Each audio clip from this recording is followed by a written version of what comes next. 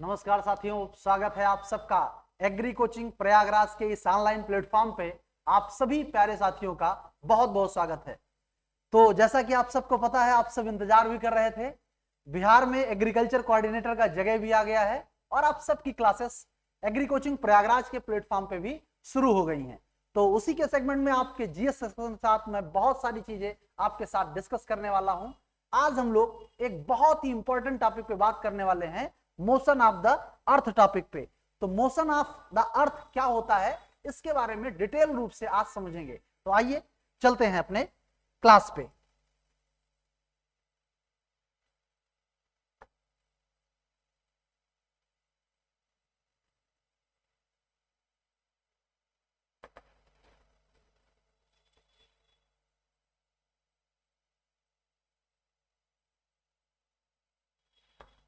चलिए तो बात किया जाए मोशन ऑफ द अर्थ क्या होता है और इसके बारे में क्या क्या चीजें आपको समझनी है। ठीक है, मोशन ऑफ द अर्थ आपका क्या होता है और इसके बारे में क्या क्या चीजें आपको समझनी है। Motion of the earth, motion of the earth जिसको हम लोग पृथ्वी की गतियां कहते हैं। क्या बोलते हैं? पृथ्वी की गतियां।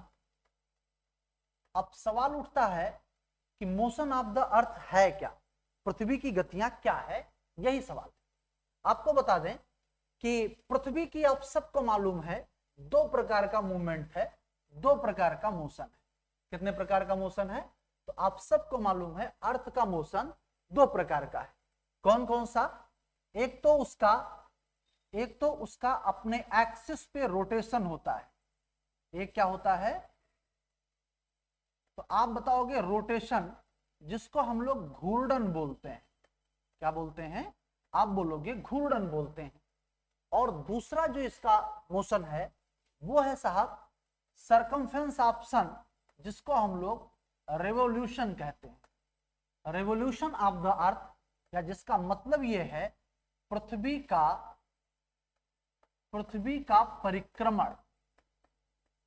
अब आपको यहां एक बात यह ध्यान रखनी है कि जो मोशन है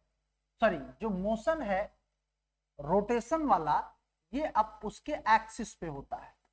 कहां पे होता है? एक्सिस पे, दैट मीन अक्ष पे होता है। तो पृथ्वी जब अपने अक्ष पे रोटेशन करती है तो इससे क्या प्रभाव पड़ेगा? और जब वह रेवोल्यूशन करती है, कैसे? आप बोलोगे सरकमफेरेंस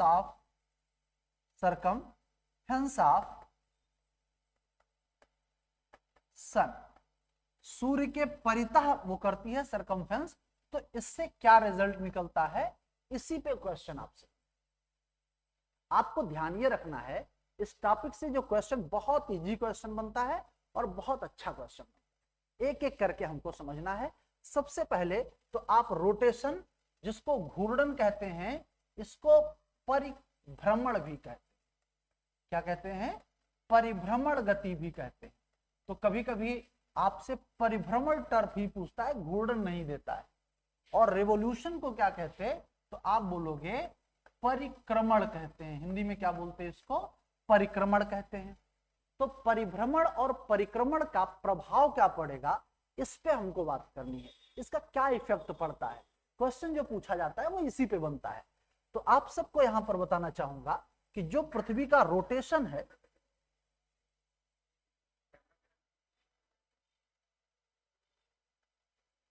जो पृथ्वी का रोटेशन है साहब, रोटेशन की वजह से दिन और रात होता है। क्या होता है? आप बताओगे दिन एवं रात की घटना होती है। मतलब जो पृथ्वी का रोटेशन है, इस रोटेशन की वजह से आप देखने को पाओगे दिन और रात की घटना देखने को मिलती। बात क्लियर? अब ये तो बात हो गया रोटेशन वाला। फिर हम लोग देखेंगे रिवॉल्यूशन से क्या क्या चेंजिंग होता है।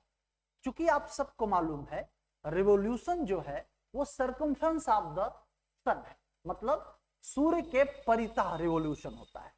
इसके कारण जो विशेष घटना है, रेवोल्यूशन के कारण बहुत सारी चीजें आपको देखने को मिलेंगी, जिसमें आपको ऋतु ऋतु परिवर्तन की घटना भी एक इंपॉर्टेंट घटना है, मतलब ऋतु परिवर्तन होता दिखेगा। इसके कारण आप देखने को पाओगे ऋतु परिवर्तन के साथ साथ जो आप विशेष रूप से समझेंगे रेवोल्यूशन के कारण फिर आप देखने को पाओगे कि विशेष रूप से फिर और सारी चीजें उपसौर और अपसौर की घटना होती है। उपसौर और अपसौर की घटना होती है, ठीक है। पेरीहेलियन एंड एपहेलियन उपसौर और अपसौर की भी घटना होती है। तो ये सारी परिवर्तन किससे होते हैं? रेवोल्यूशन से। एक बात यह भी याद रखना कि चूंकि अपनी पृथ्वी जो है भैया, वो अपने एक्सिस पे, अपने अक्ष पे कितना डिग्री झुकी हुई है? तो आप बोलोगे 23.5 डिग्री झुकी हुई है। कितना झुकी हुई है? तो आप बताएंगे पृथ्वी अपने एक्सिस पर कितना झुकी हुई है? तो आप बोलेंगे कि पृथ्वी अपने एक्सिस पर 23.5 डिग्री झुकी हुई है। कितना झुकी है? तो आप बताएंगे पृथ्वी अपने एक्सिस पर 23.5 डिग्री झुकी हुई है।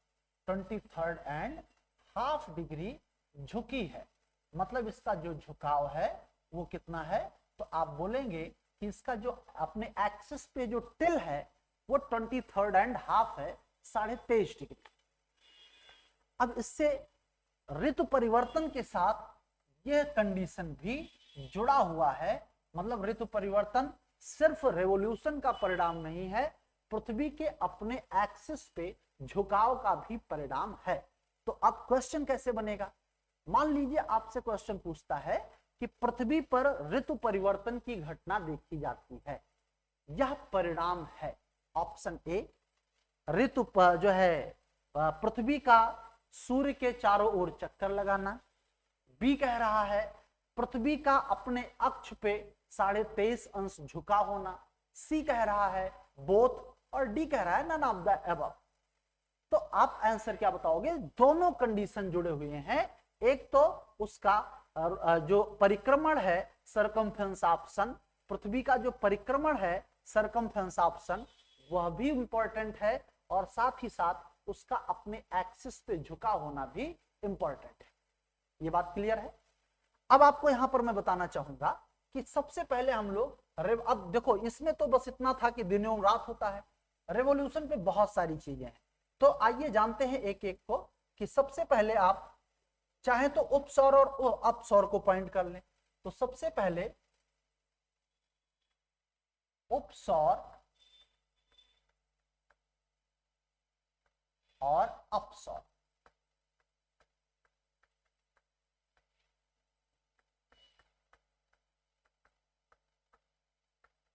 पेरीहेलियन एंड एपीहेलियन क्या क्या देखेंगे? उपसौर एंड अपसौर क्या होता है, आइए समझते हैं। आपको बताना चाहूंगा कि सपोज दैट ये आपका है सन। कौन है भैया? आप बोलोगे ये सन है, और जो पृथ्वी है वो दीर्घ वृत्ताकार कक्षा में क्या करती है? तो आप बोलोगे सन का चक्कर लगाती है। ये ऑर्बिट इसका कैसा है? ये कक्षा या ऑर्बिट इसका कैसा है? तो आप बताओगे एलिप्टिकल ऑर्बिट है साहब, एलिप्टिकल ऑर्बिट है, मतलब दीर्घ वृत्ताकार कक्षा है, दीर्घ वृत्ताकार कक्षा में। तो अगर आपसे क्वेश्चन पूछे कि जो पृथ्वी सूर्य का रोटेशन करती, रिवॉल्यूशन करती है, वो किस ऑर्बिट में करती है? तो आप बताओगे एलिप्टिकल ऑर्बिट या दीर्घ वृत्ताकार कक्षा में। अब ये मान लीजिए आपकी अर्थ है, ये आपकी, मान लीजिए ये आपकी अर्थ है, और ये रोटेशन कर रही है, रिवॉल्यूशन कर रही है। बात समझ पा रहे हैं? ये ऐसे रिवॉल्यूट कर रही है भैया, अर्थ है, रिवॉल्यूट कर रही है।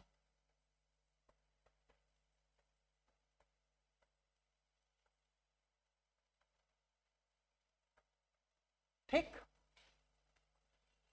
ऐसे रेवोल्यूशन के पाथ पे एक टाइम ऐसा आएगा जब अर्थ जो है वो सन के नियरेस्ट होगी।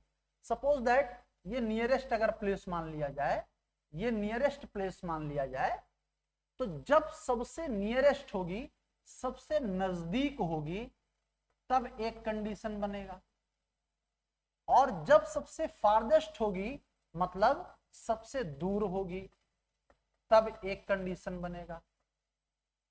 भाई एक तो औसत है, फिर साल भर में दो कंडीशन ऐसे पड़ेंगे जब पृथ्वी सूर्य के सबसे ज्यादा नजदीक और सबसे ज्यादा दूर देखने को मिलेगी। अब पहला हम पॉइंट बात करते हैं, जब सबसे ज्यादा नजदीक होगी तो क्या होगा। पहला मुद्दा यह है, जब सबसे ज्यादा नजदीक होगी तो इसी कंडीशन को क्या नाम देते हैं, तो आप बोलोगे इसी को कहते हैं उपसौर। क्या कहते हैं भैया, इसी को कहते हैं उपसौर। इसी को क्या कहा जाता, तो आप बोलोगे इसी को उपसौर कहा जाता है, पेरीहेलियन कहा जाता है। अब दूसरा क्वेश्चन क्या बनेगा, तो पहला क्वेश्चन तो आपसे बिल्कुल सिंपल सा, कि जब पृथ्वी सूरज की परिक्रमा कर रही है, सूर्य का रेवोल्यूशन कर रही है, तो जब सबसे नजदीक होती है तो ऐसे कंडीशन को क्या कहा जाता है, आप बोलोगे कि इसे उपसौर कहा जाता है, पेरीहेलियन कहा जाता है। क्या कहते हैं, उपसौर कहते हैं, पेरीहेलियन कहते हैं। बात क्लियर। दूसरा क्वेश्चन पूछता है कि उपसौर की डेट कब पड़ेगी भैया, और ये डेट ही इंपॉर्टेंट है, ठीक है। बट डेट अभी आपको मैं समझा रहा हूं, पहले अपसौर सबसे जब दूर है तो आपको मालूम चला कि ऐसी कंडीशन को क्या बोलेंगे, तो आप कहोगे एपीहेलियन बोलेंगे या अपसौर बोलेंगे। और जब सबसे नजदीक है तो इसमें दो डेट आपको याद रखना, एक कॉन्सेप्ट मैं बिठा देता हूं दिमाग में, जिंदगी में नहीं भूलेगा। वैसे तो कंफ्यूजन बहुत होता है इसमें, बट आपको जिंदगी में नहीं भूलेगा। क्या याद रखना है, उपसौर, उप का मतलब नजदीक, सौर का मतलब सूर्य, अप का मतलब दूर, और सौर का मतलब दूर सूर्य।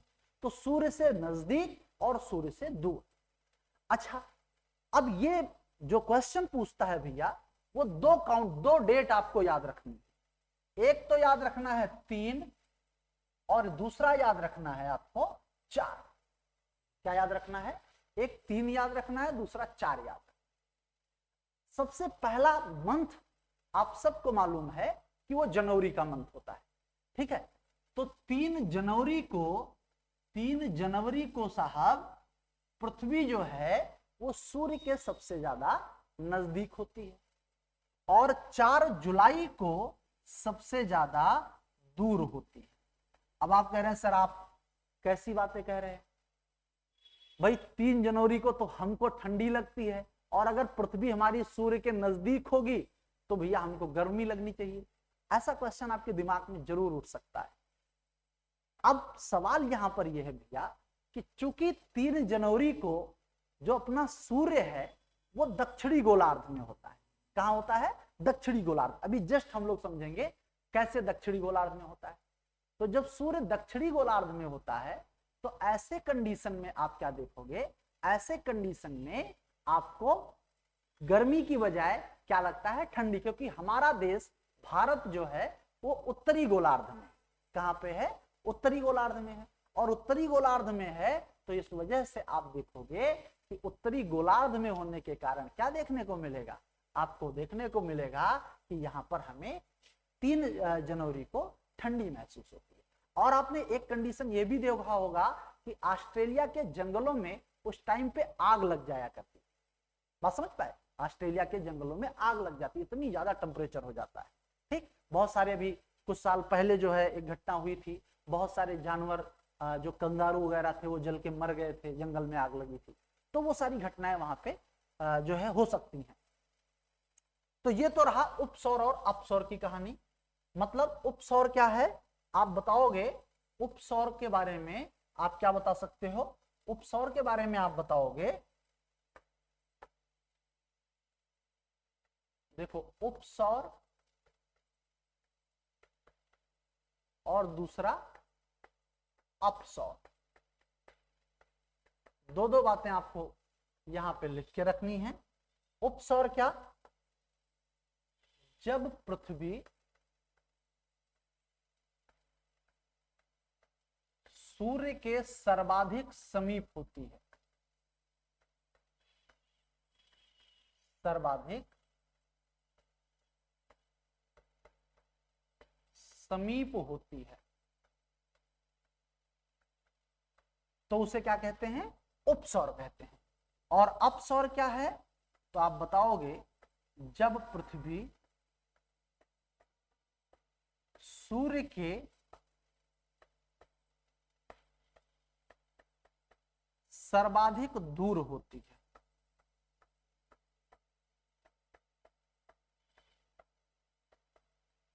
सर्वाधिक दूर होती है तो अपसौर कहते हैं।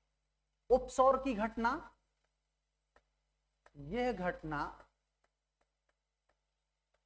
3 जनवरी को घटित होती है।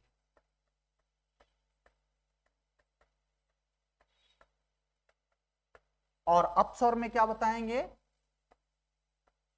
यह घटना 4 जुलाई को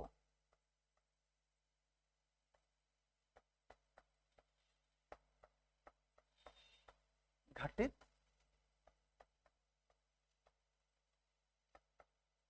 हर साल ये 3 जनवरी और 4 जुलाई को उपसौर और अपसौर की घटना आपको देखने को मिलती है। बात समझ पाए? हर साल 3 जनवरी और 4 जुलाई को आपको उपसौर और अपसौर की घटना देखने को मिलती है। आशा करता हूं ये बात आपको बहुत अच्छे तरीके से समझ में आ गई होगी। आगे बात करें, अगला पॉइंट है हम लोगों का ऋतु परिवर्तन कैसे होता है, सीजन चेंजिंग कैसे होता है। तो आइए उसको भी समझ लेते हैं। सीजन चेंजिंग, या आप पॉइंट बनाइएगा ऋतु परिवर्तन।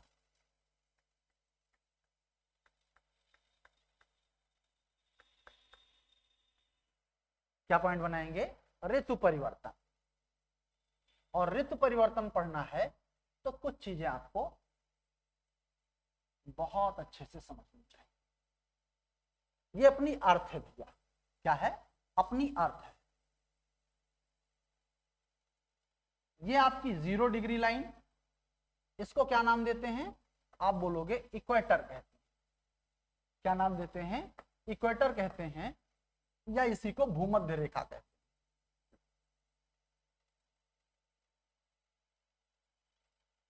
ये 23.5 नॉर्थ, जिसको ट्रॉपिक ऑफ कैंसर कहते हैं या कर्क रेखा कहते हैं।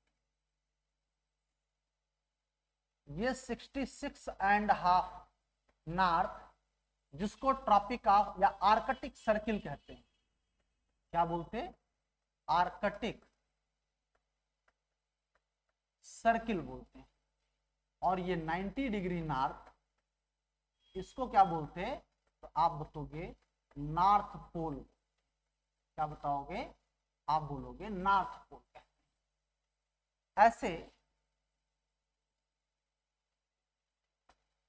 ये 23.5 साउथ, इसको कैप्रिकॉन कहते हैं, ट्रॉपिक ऑफ कैप्रिकॉन कहते हैं। ये 66.5 साउथ, इसको एंटार्कटिक सर्किल कहते हैं। और ये आपका 90 डिग्री साउथ, इसको क्या नाम देते? तो आप बोलोगे ये 90 डिग्री साउथ जो है, इसको क्या नाम देते हैं?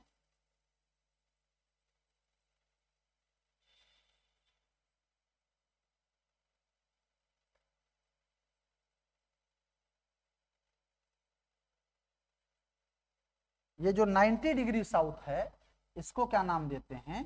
तो आप बोलोगे साउथ पोल कहते हैं। मतलब इसको भूमध्य या विषुवत रेखा, भूमध्य या विषुवत रेखा कहते हैं। इसको क्या नाम देते हैं? आप बोलोगे कर्क रेखा। इसको आर्कटिक वृत्त कहते हैं।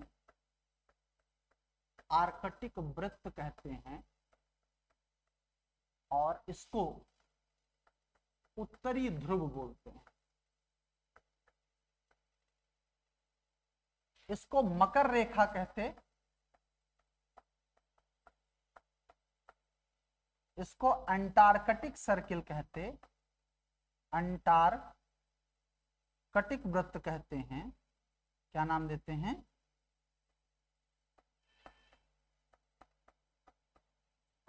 अंटार्कटिक वृत्त कहते, और इसको क्या नाम देते हैं?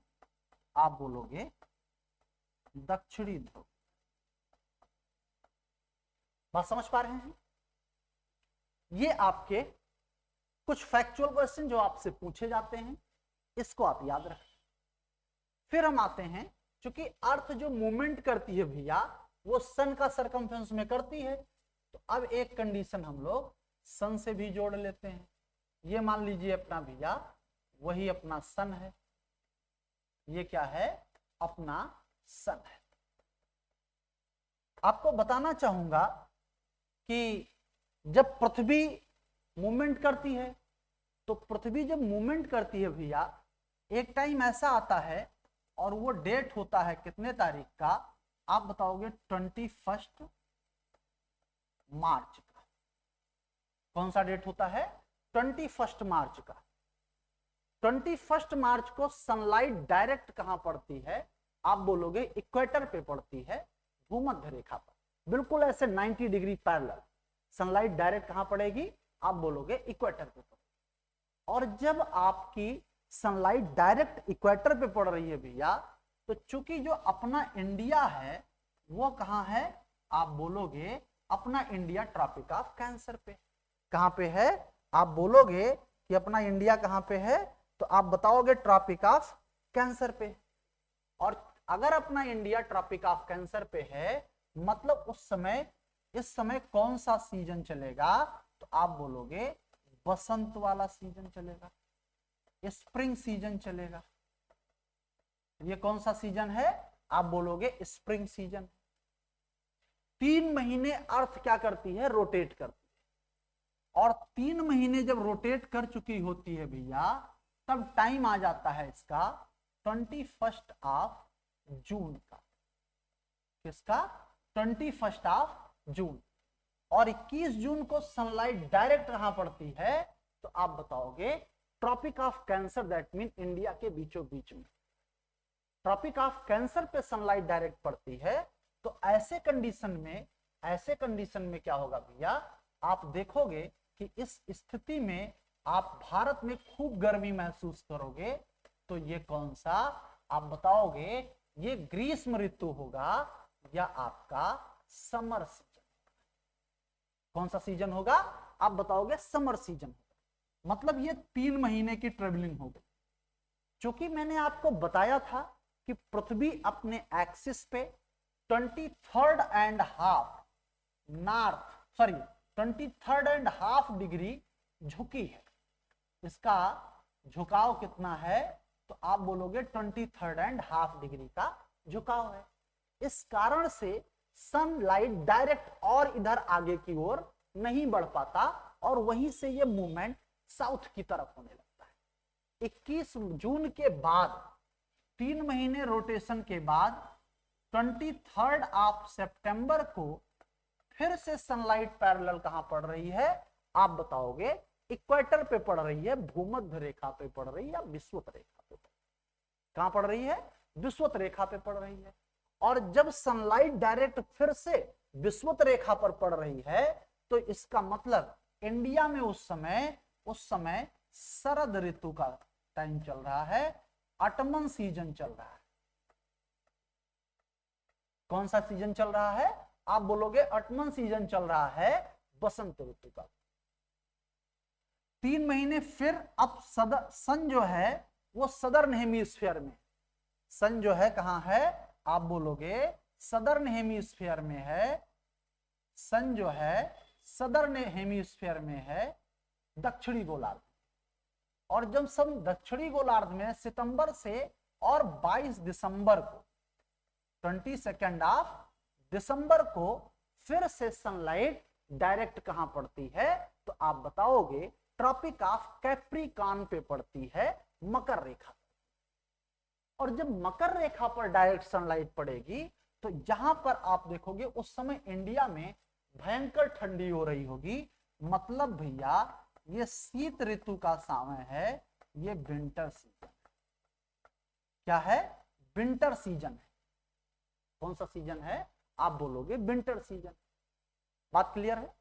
अब इस प्रकार से देखोगे फिर 3 महीने का रोटेशन होगा और सनलाइट फिर 3 महीने बाद कहां पहुंच जाएगी, तो आप बताओगे कि 3 महीने बाद सनलाइट फिर से इक्वेटर पे पहुंच जाएगी। यहां ध्यान देना 3 मंथ इसका और 3 मंथ इसका, टोटल 6 मंथ जो है, टोटल 6 मंथ जो है सन जो है वो नॉर्थ हेमिस्फीयर में था। किसमें था? आप बताओगे नॉर्दर्न हेमिस्फीयर में है। कहां पे है? नॉर्दर्न हेमिस्फीयर में है, दैट मीन उत्तरी गोलार्ध में है, उत्तरी गोलार्ध में है। 6 महीने सन कहां है, तो आप बोलोगे उत्तरी गोलार्ध में। और 3 मंथ इधर से, 3 मंथ इधर से 6 मंथ जो है सन कहां है, तो आप बताओगे सदर्न हेमिस्फीयर में। कहां पे है? सदर्न हेमिस्फीयर या दक्षिणी गोलार्ध। कहां है? आप बोलोगे दक्षिणी गोलार्ध।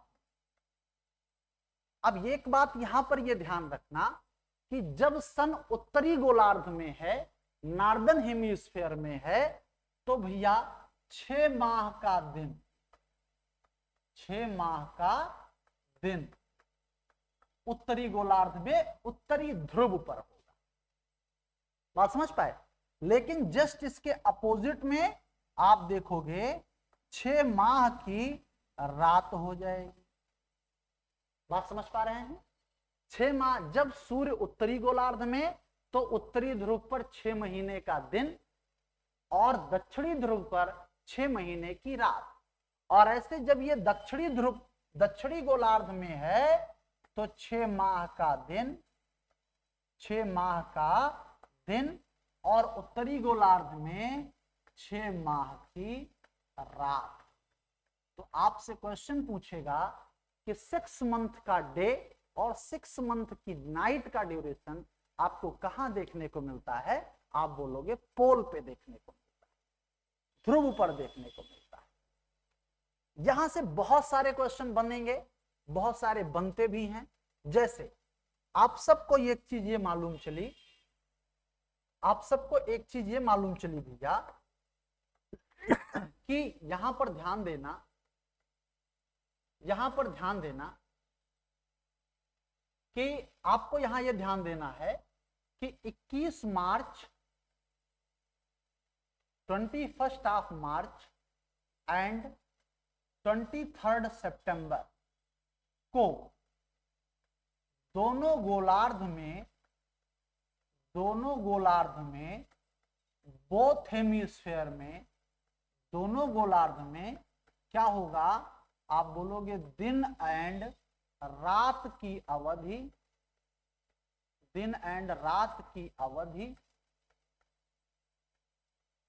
बराबर होती। 21 मार्च और 23 सितंबर को दोनों गोलार्ध में दिन और रात की अवधि समान होती है। मतलब 12 घंटे का दिन होगा तो आप बताओगे 12 घंटे की रात। बात समझ पाए? दोनों गोलार्धों में दिन और रात की अवधि बराबर कब होगा, आप बोलोगे 21 मार्च और 23 सितंबर। बात समझ पाए? इसके अलावा आपसे क्वेश्चन पूछता है कि उत्तरी गोलार्ध में सबसे बड़ा दिन, क्या क्वेश्चन पूछता है आपसे? क्वेश्चन पूछता है, क्वेश्चन इस तरह से बनाता है, क्वेश्चन बनाता है कि उत्तरी गोलार्ध में, उत्तरी गोलार्ध में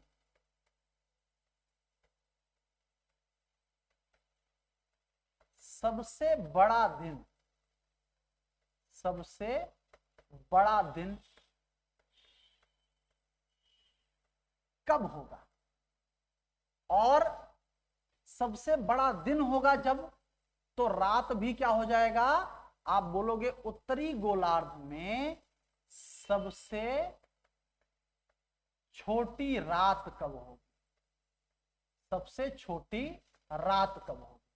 और दोनों का उत्तर एक होगा भैया, कितने तारीख को, आप बोलोगे 21 जून। कब? 21 जून को दोनों हेमिस्फीयर में दिन और रात का ड्यूरेशन क्या होता है, तो आप बोलोगे बराबर होता है। बात समझ पाए? दिन और रात का ड्यूरेशन क्या होता है, आप बोलो, सॉरी, दिन का ड्यूरेशन आपको याद रखना है कि उत्तरी गोलार्ध में सबसे बड़ा दिन 21 जून को, और सबसे छोटी रात जो है वो भी कब, तो आप बोलोगे 21 जून को होती है। अगर आपसे क्वेश्चन पूछे कि क्वेश्चन बनाए अगर कि दक्षिणी गोलार्ध में सबसे बड़ा दिन, दक्षिणी गोलार्ध में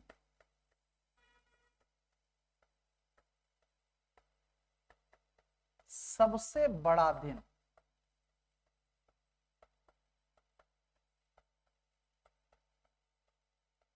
दक्षिणी गोलार्ध में सबसे बड़ा दिन कब होता है, आप बोलोगे 22 दिसंबर। अगर आपसे क्वेश्चन कहे दक्षिणी गोलार्ध में सबसे छोटी रात कब होती है, तब भी आपका उत्तर क्या हो जाएगा, 22 दिसंबर को ही। क्योंकि अगर दिन बड़ा हो गया भैया तो रात क्या हो जाएगी, आप बोलोगे छोटी हो जाएगी। अगर दिन का ड्यूरेशन बड़ा हो गया तो रात का ड्यूरेशन अपने आप भैया छोटा हो जाएगा, क्योंकि होना तो टोटल 24 आवर ही है। बात समझ पाए? यहां पर आपको ध्यान रखना है। अब अगर क्वेश्चन पूछे कि उत्तरी गोलार्ध में सबसे लंबी रात, ध्यान दीजिएगा क्वेश्चन क्या बनाए, क्वेश्चन बनाए ये कि उत्तरी गोलार्ध में सबसे लंबी रात, क्वेश्चन बनाए ये कि उत्तरी गोलार्ध में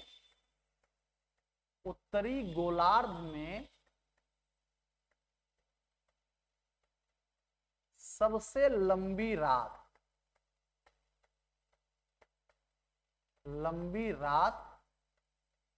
एवं सबसे छोटा दिन कब होगा। अगर ये आपसे क्वेश्चन पूछे, सबसे लंबी रात और सबसे छोटा दिन, जाहिर सी बात है रात लंबी होगी तो दिन क्या हो जाएगा, छोटा हो जाएगा। तो भैया आपका उत्तर होगा 22 दिसंबर। क्या होगा उत्तर आपका, 22 दिसंबर को उत्तरी गोलार्ध में आप देखने को पाओगे कि दिन बहुत छोटा होगा और रात बड़ी। ऐसे क्वेश्चन पूछेगा दक्षिणी गोलार्ध के संदर्भ में, ऐसे क्वेश्चन क्या पूछेगा दक्षिणी गोलार्ध के संदर्भ में, क्या क्वेश्चन बनेगा, दक्षिणी गोलार्ध में सबसे बड़ा दिन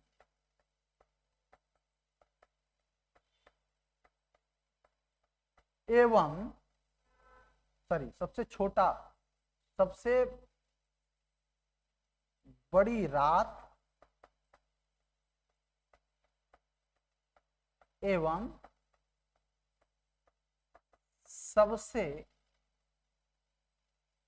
छोटा दिन कब होगा, तो आप बताओगे, इसका आंसर आप बताओगे कितने तारीख को, आप बोलोगे कि ये तो होगा 21 जून। कब होगा, 21 जून को ऐसा होगा। एक क्वेश्चन और बनता है इस टॉपिक से, क्वेश्चन ये बनता है भैया कि गर्मी में क्रिसमस का त्योहार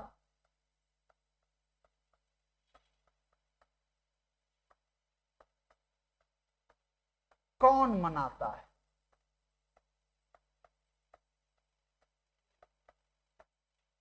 इसका उत्तर आप बताओगे मकर रेखा पर स्थित देश। क्या बताओगे? मकर रेखा पर स्थित देश। मकर रेखा पर स्थित देश क्या करते हैं? तो आप बताओगे कि गर्मी, क्रिसमस का त्योहार गर्मी में मनाते हैं। अब इसमें आपका चिली भी हो सकता है, इसमें आपका भैया एग्जाम्पल में आपका क्या हो सकता है? चिली भी हो सकता है, ब्राजील भी हो सकता है, साउथ अफ्रीका भी हो सकता है, ऑस्ट्रेलिया भी हो सकता है, या और कोई इस पे ऐसा देश दे दे जो मकर रेखा पर है, तो वो आपका उत्तर हो जाएगा। और इस प्रकार से ये ऋतु परिवर्तन की घटना, ये ऋतु परिवर्तन की कहानी यहीं पे समाप्त होती है। सारे क्वेश्चन मैंने जैसे आपको बताए हैं, एक बार पढ़ना और समझना, अपने सुझाव जरूर देना कैसा लगा। आज के लिए इतना ही, मिलते हैं नेक्स्ट क्लास में। तब तक आप लोग अपना ख्याल रखें। बहुत बहुत धन्यवाद। Thank you. जय हिंद।